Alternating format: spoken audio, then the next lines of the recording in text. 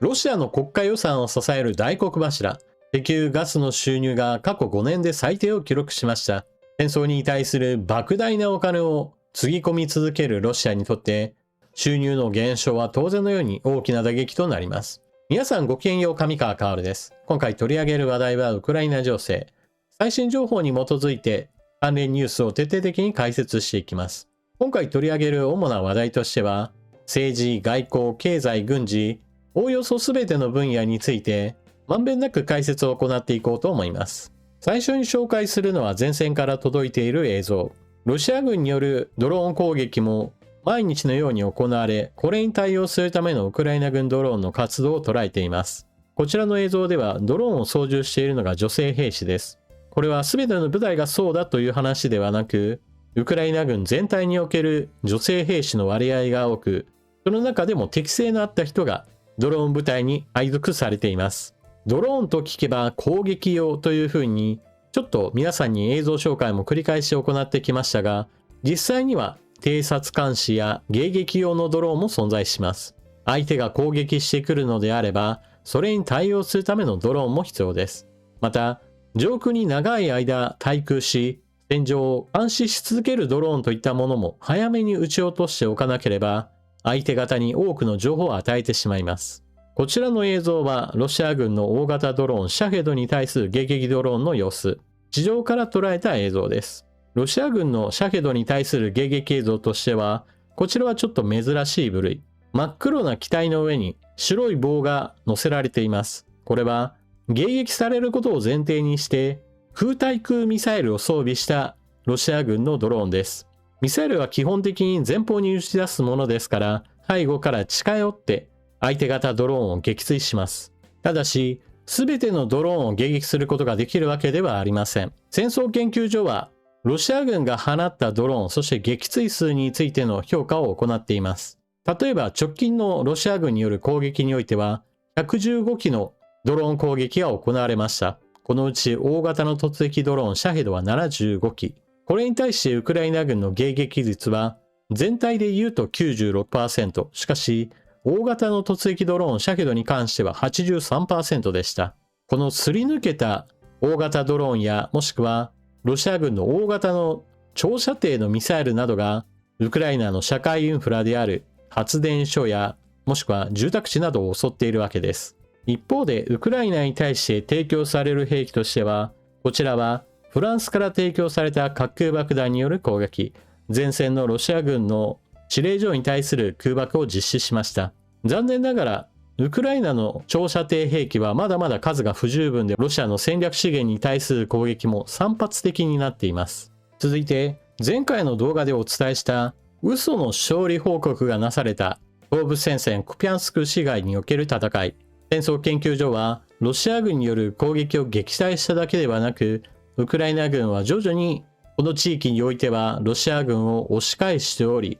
クピャンスクの戦況は好転しているとの評価を下しています。もちろん、ロシア軍もこれからも攻撃をしてくるでしょうから、これがどこまで続くかは当然誰にも予測はできません。ただ、十分な支援を受けられない中でのロシア軍の攻撃が繰り返し行われる中で、兵士の使い捨てといったものも多発していることから、前線兵士たちの不満は高まっているようです。そうした声がロシア本国の軍事ブロガーらへの告発へとつながっており、情報提供を受けた戦争賛成派のロシア人軍事ブロガーらが現地司令官やもしくはロシア軍全体に対する批判を行うといった光景が発生しています。続いて動画冒頭で述べたロシアの国家経済を支える石油やガス収入について、ブルームバーグ通信よりロシアの石油ガス収入過去5年で最低、天日かさむ国庫に大打撃。ロシアの2025年通年の石油ガス収入が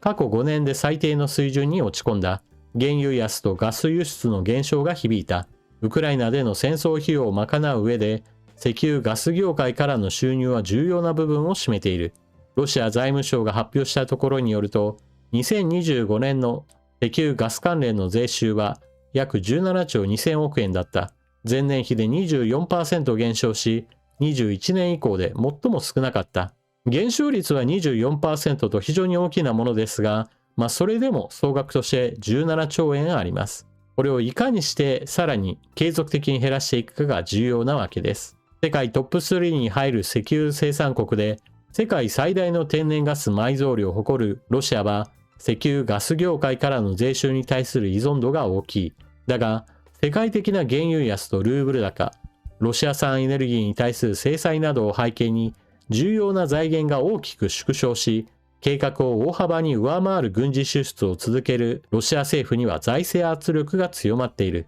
歳入と歳出の拡大する格差を埋めるため、ロシア政府は経済的な衝撃に備えて蓄えていた国民福祉基金の資金を利用している。だが、基金の資金はすでに半分以上が取り崩され、政府は長年の返済期間を要する高コストの借り入れに踏み切らざるを得なくなっている。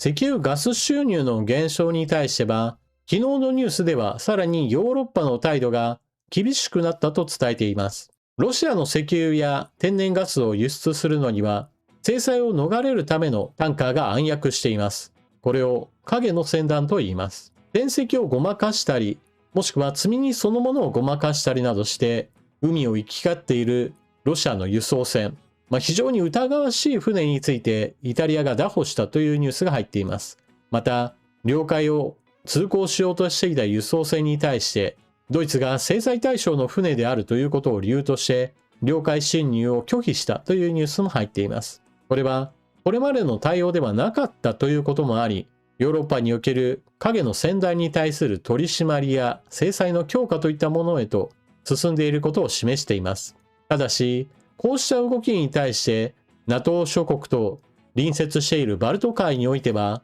ロシア空軍機による領空侵犯の疑いがあり、NATO 空軍機が緊急発進するといった出来事も起こっています。ただしこれは、領空侵犯の恐れがあるという段階での緊急発進で実際には領空侵犯は行いませんでした。戦争研究所は今回のスクランブル騒ぎについては、ロシアが NATO の対応状況について調査をして牽制したのではないかと分析しています。続いて外交面における動き、ロイター通信、ウクライナ和平交渉団がアメリカ入り、トランプ政権高官と協議へ。こちらのデカデカと載っている写真の人物は、トランプ大統領の娘婿、ジャレッド・クシュナー氏です。ウクライナの和平交渉団がロシアと戦争終結に向けた合意案の詳細を協議するためアメリカに到着した。代表団はトランプ政権のウィトコフ特使、トランプ大統領の娘婿ジャレッド・クシュナー氏、それとドリスコルアメリカ陸軍長官と会談する。ブダモノフ氏はウクライナには公正な和平が必要だ。我々は結果を出すために取り組んでいるとテレグラムで述べた。一方トランプ氏はウクライナとロシアの双方に戦争を終結させるための合意形成を求めてきた。これまでのところ具体的な外交的進展は得られておらず、前線では激しい戦闘が続いている。ウクライナとアメリカは20項目からなる和平案を起草したが、ロシアは同案について依然としてコメントしていない。主な争点には領土の譲歩、安全の保障、ロシアが占領しているヨーロッパ最大のザポリージャ原発の扱いなどが含まれる。基本的に今回のアメリカとウクライナとの間における協議においても何かが決まるといったことはないでしょう。相変わらずトランプ政権は非常に厳しい条件をウクライナに突きつけますし、トランプ大統領自身もまたここ最近になっても侵略を続けているロシアではなく、ウクライナがアメリカの言うことを聞かないのが悪いんだという話を延々と繰り返し行っています。しかし忘れてはならないのが、こうしたトランプ大統領の言葉からもわかるように、アメリカはウクライナに対する軍事支援をかなり限定的にしか行っていません。主には情報提供だけで戦うための武器や弾薬については基本的には渡していません。にもかかわらず前線における戦いは大きな展開を迎えず、ロシア軍の動きはある程度抑えられている状態が続いています。逆に言えばトランプ政権がせめてバイデン政権並みの軍事支援さえしていれば、ロシア軍に対する打撃はもっと激しいものとなり、ロシア軍の攻勢力を大きく奪うことができたでしょう。それだけにトランプ大統領のロシアの行動をほったらかしにするというこの姿勢は、この戦争全体に非常に大きな影を落としています。これと同時並行して行われているのが、トランプ大統領によるグリーンランドのアメリカ領にしたいという動きです。この動きによって、今ヨーロッパとアメリカとの間における